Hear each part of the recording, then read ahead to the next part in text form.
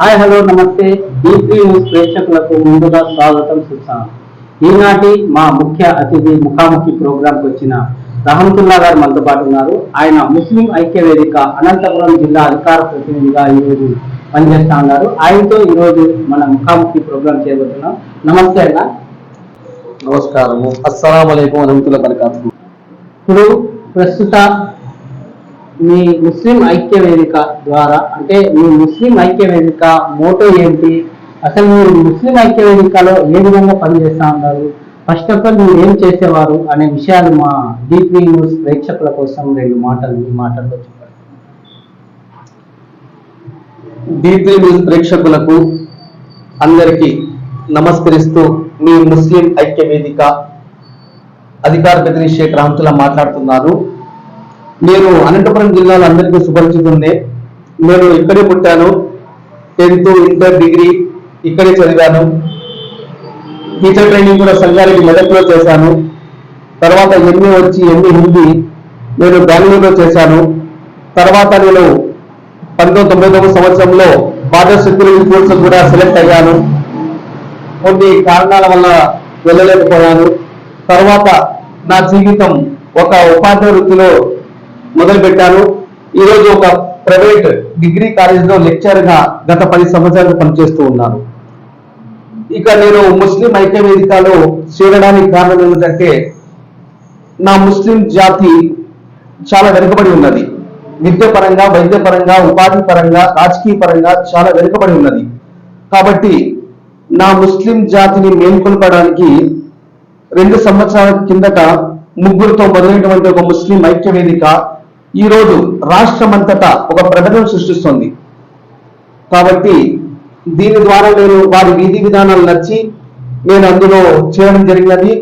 నాకు వాళ్ళందరూ సహకరించి అనంతపురం జిల్లాలో ముస్లిం అధికార ప్రతినిధులు నన్ను తీసుకోవడం జరిగినది. అయితే ముఖ్యంగా ముస్లిం ఐక్య వేదిక దేనికోసం ప్రారంభించడం జరిగింది, దీని మోటో ఏంటి, దీని సిద్ధాంతం ఏంటి, ముస్లిం ఐక్య వేదిక ద్వారా ప్రజలకు ఏ విధంగా మేలు జరుగుతుందని అంటే మీకు తెలిసిన విషయాలు తెలిపారు. అందరూ ఏమనుకుంటున్నారంటే ముస్లిం జాతి పలు రకాలుగా పలు వర్గాలుగా విభజించబడింది, వాళ్ళలో ఐకమత్యం లేదు అని చెప్పి చాలా మంది చెప్తున్నారు.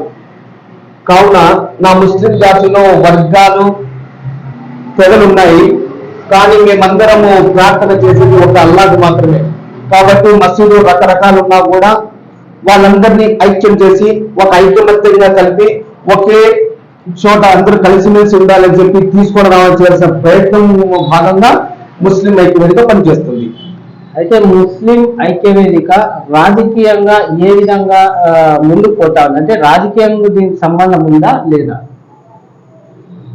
అంబేద్కర్ గారు ముస్లిం లీగ్ పార్టీ ఆ రోజు సపోర్ట్ చేయడంతో చట్టసభలకు వెళ్ళారు, భారత రాజ్యాంగం రాశారు. అలాంటిది భారత రాజ్యాంగం అనేది అంబేద్కర్ గారు అందరికీ సమాన హక్కులు రాశారు.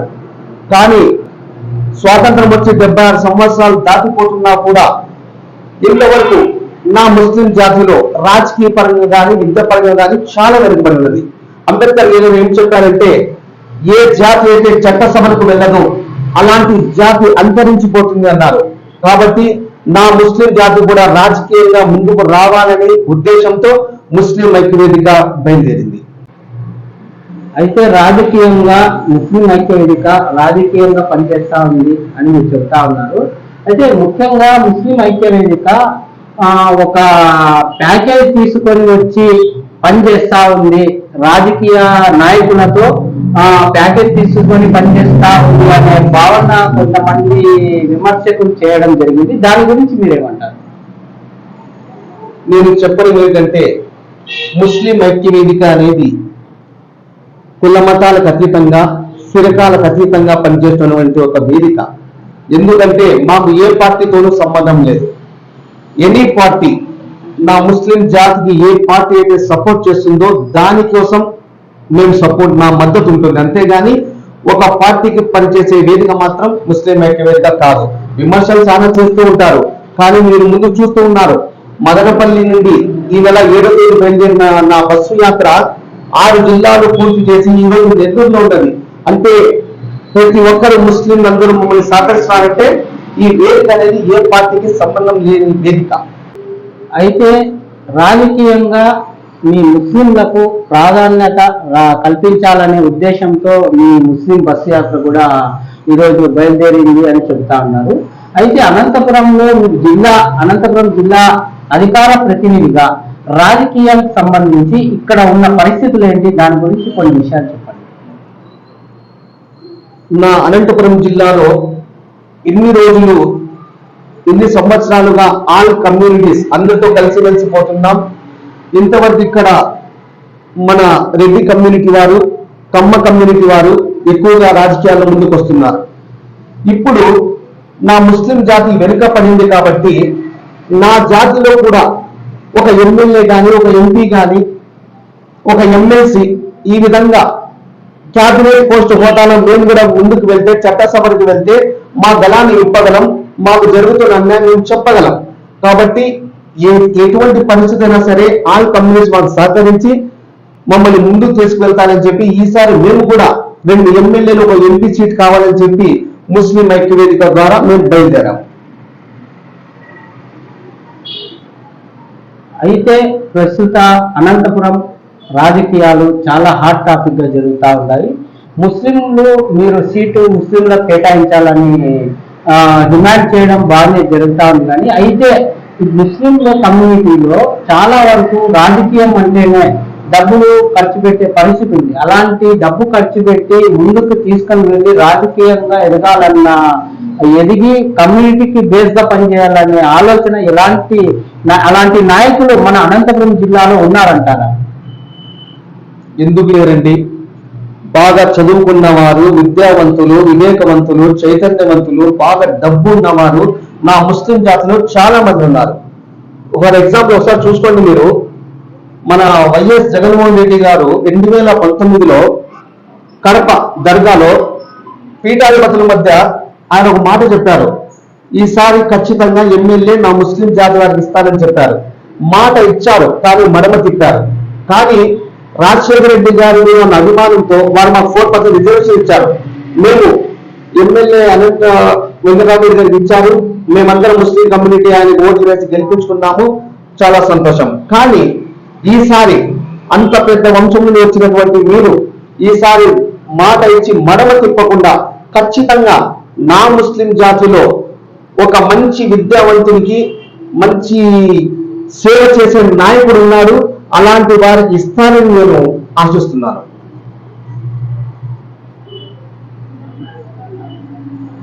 ఇప్పటి వరకు మీటింగులు పెడతా ఉన్నారు, మైనార్టీలకు సీటు కేటాయించాలని చెప్తా ఉన్నారు. అయితే స్థానికంగా వైసీపీలో అలాంటి వ్యక్తులు, నాయకులు, హోదాలో ఉన్న వ్యక్తులు ఒక రకంగా ఆర్థికంగా బాగుంది, ప్రజల కోసం సేవ చేయాలనే తపన, ఆతృత ఉన్న వ్యక్తులు వైసీపీ నాయకుల్లో అనంతపురంలో ఉన్నారంటారా? ఖచ్చితంగా ఉన్నారండి. ఉదాహరణకి మన can petrol bunk, can function hall అధినేత నియాజ్ అన్న గారు ఉన్నారు.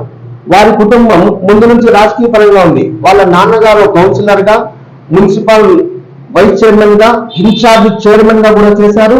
తర్వాత ఒక మన గ్రంథాలయ చైర్మన్ కూడా పనిచేశారు. అలాంటి వారి బిడ్డ నియాజ్ అన్న గారు విద్యావంతులు, మంచి చైతన్యవంతులు, వైఎస్ఆర్ పార్టీలో చాలా రోజులుగా పనిచేస్తున్నారు. అలాంటి వ్యక్తి ఉన్నారు. తర్వాత మన ఉర్దూ అకాడమీ చైర్మన్ గా పనిచేసినటువంటి నదీమ్ అన్న గారు ఉన్నారు. అంతేకాకుండా మోస్ట్ సీనియర్ నాయకుడు, ప్రముఖ కొరియర్ గౌస్బెల్ గారు ఉన్నారు. అదేవిధంగా ఇప్పుడు కొత్తగా పేరున్నటువంటి గఫూర్ అన్న గారు, ఆయన కూడా 40,000 మంది పైగా కట్నా చేయించారు పిల్లలకు. అలాంటి వ్యక్తి కూడా ముందు వరుసలో ఉన్నారు. నా ముస్లిం జాతర ఇంకా చాలా మంది ఉన్నారండి. అయితే చాలా మంది ఉన్నారు అంటా ఉన్నారు, ఇది పేరు చెప్పారు. అయితే వీళ్ళు కూడా సొసైటీలో అంటే ఇప్పుడు చాలా మంచి పలుకుబడి ఉన్న వ్యక్తులు అని మాకు కూడా మీరు చెప్పిన తర్వాత తెలుస్తా ఉంది. అయితే ఇంతవరకు ప్రధాన పార్టీలు వీళ్ళని ఎందుకు గుర్తించలేదనే భావన వస్తా ఉంది. దానికి కారణం ఏమంటారు? కారణాలు అనేకం కావచ్చండి. కానీ నా ముస్లిం జాతి అంటే ఎందుకు అంత చులకన అని నేను నా అనంతపురం జిల్లా వాసులు అడుగుతున్నారు. ప్రతి విషయంలోనూ భారతదేశంలో స్వాతంత్ర సంగ్రామంలో 65% మంది నా భారతదేశం స్వాతంత్రం కోసం పోరాడితే వారి పేర్లు ఈరోజు ఇండియా గేట్ మీద ఉన్నాయి. అలాంటి నా ముస్లిం జాతిని ఎందుకు వెనుక ఉంచారు అని ఎన్నిసార్లు మేము అడుగుతూ ఉన్నాము. విద్యాపరంగా చాలా వెనుకబడ్డాము. ఈసారి మేము ఎంత ముందుకు వస్తున్నా మాకు వెనుక అడుగుదొక్కుతున్నారు. దీనికి కారణం ఏమిటనేది మీరు రిపోర్టర్లుగా మీకు తెలిసే ఉంటుంది. కానీ నా ముస్లిం జాతి మాత్రం ఈసారి మీరు సీటు ఇవ్వాలి, ఖచ్చితంగా మేమందరం కలిసి ఆయన్ని గెలిపించుకొని చట్టసభలు పంపుతామని ఖచ్చితంగా నేను హామీ ఇస్తున్నాను. ఇంకా మరో విషయం ఏమంటే, ఇప్పుడు అనంతపురంలో ఎక్కువగా బలిజ సోదరులు కూడా, బీసీలు కూడా సీటు కావాలని చెప్పేసి వాళ్ళు కూడా డిమాండ్ చేస్తున్న పరిస్థితి కనిపిస్తూ ఉంది. అయితే రాజకీయంగా ఎవరికైనా కూడా బలిజ సోదరులకు కానీ బీసీలకు కానీ వాళ్ళు కూడా ఒక అవకాశం మాకు కూడా కల్పించండి అని అడుగుతా ఉన్నారు. అయితే ఇప్పుడు మైనార్టీలు మీరు అడుగుతా ఉన్నారు. అంటే అధిష్టానాలు ప్రధాన రాజకీయ పార్టీలు ఏ విధంగా ఆలోచిస్తున్నాయి అనేది అర్థం కావడం లేదు. దాని గురించి మీరు 2 మాటలు చెప్పండి. నా అనంతపురం జిల్లాలో ఒక 70,000 పైచిలకు నా ముస్లిం జాతి ముందు వరుసలో ఉంది. రెండవ వరుసలో 45,000 పైభాగం చిలుపు మన బలిజ సోదరులు ఉన్నారు. కావున నేను ఎన్నో సంవత్సరాలుగా నా జాతి ముందుకు రావాలని పోరాడుతూ ఉన్నాను. ఇన్ని సంవత్సరాల తర్వాత నా ముస్లిం జాతికి ఖచ్చితంగా ఒక ఎమ్మెల్యే సీట్ ఇస్తారని నేను ఆశిస్తున్నాను. ఎందుకంటే మాకు అన్ని కమ్యూనిటీస్తో మాకు మంచి సంబంధాలు ఉన్నాయి. ఎస్సీ, ఎస్టీ, బీసీ, మైనారిటీ, బడుగు, బలహీన, దళిత వర్గాలతో కూడా మాకు మంచి కమ్యూనిటీ ఉంది. కాబట్టి మమ్మల్ని అందరూ గుర్తిస్తున్నారు. ఈసారి నేను రిక్వెస్ట్ చేయడం ఏమిటంటే, నా ముస్లిం జాతికి ఖచ్చితంగా సీట్ ఇప్పించి మీరు కూడా నాతో సహకరిస్తారని చెప్పి నేను ఆల్ కమ్యూనిటీస్ నా సోదరులకు కోరుకుంటున్నాను. చూశారు కదండి, ఏదైతే ఈరోజు ముస్లిం ఐక్యవేదిక ద్వారా మైనార్టీలకు సీటు కేటాయించాలని చెప్పేసి వారి యొక్క ఆకాంక్షని మన D3 న్యూస్ ఛానల్ ద్వారా తెలియజేశారు. అదేవిధంగా అనంతపురం రాజకీయాల పరిస్థితి ఎలా ఉందంటే, ముఖ్యంగా చాలా మంది వైసీపీ నేతలు బరిలో మైనార్టీలు ఉన్నారు. వారిని కూడా ప్రధాన రాజకీయ పార్టీ గుర్తించడం లేదు. ఇప్పటికైనా గుర్తించి వాళ్ళకి సీటు కేటాయించాలని కూడా డిమాండ్ చేస్తున్నారు ప్రధానంగా. అలాగే బలిజ సోదరులు, చాలా మంది బీసీ సోదరులు, ఎస్టీ, ఎస్సీ, మైనార్టీలు కూడా కలుపుకొని ఈసారి మైనార్టీలకు సీటు కేటాయిస్తే ఖచ్చితంగా వాళ్ళందరినీ కలుపుకొని విజయం సాధిస్తామని కూడా ధీమా కూడా వ్యక్తం చేస్తున్నారు. నమస్తేనా, ఇలాంటి మంచి కార్యక్రమాల్లో మీరు పాల్గొన్నందుకు, అలాగే మరెన్నో ఇలాంటి రాజకీయంగా మీరు ముస్లిం కమ్యూనిటీ కోసం చేస్తున్న తపన కూడా మేము అర్థం చేసుకుంటున్నాం. చాలా వరకు మీతో ఇంటర్వ్యూ చేసినందుకు చాలా ఆనందంగా ఉంది. మరింత అప్డేట్స్తో మీ ముందుకు వస్తుంది D3 న్యూస్. చూస్తూనే ఉండండి అనంతపురం.